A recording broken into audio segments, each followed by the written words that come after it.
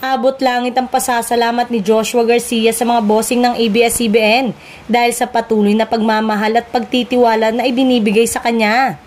Mananatili pa rin kapamilya ang award-winning actor matapos mag-renew ng exclusive contract sa kanyang mother network kahapon.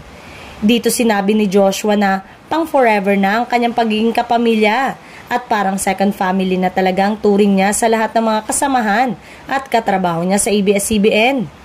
Present sa contract signing sina ABS-CBN Chairman Mark Lopez, ABS-CBN President and CEO Carlo Katigbak, COO of Broadcast Cory Vidanes, ABS-CBN Head of TV Production and Star Magic Head Laurenti Jogi, at ABS-CBN Head of Finance Rick Tan.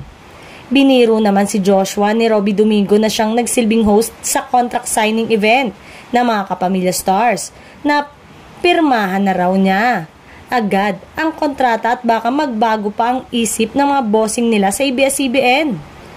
Mensahe niya sa muli niyang pagpirma sa ABS-CBN, thank you sa 10 taon na pagtitiwala sa akin. Hindi niyo ako iniwan. Kayo na yung parang naging pangalawang pamilya ko. Kaya maraming salamat. Payag pa ng aktor.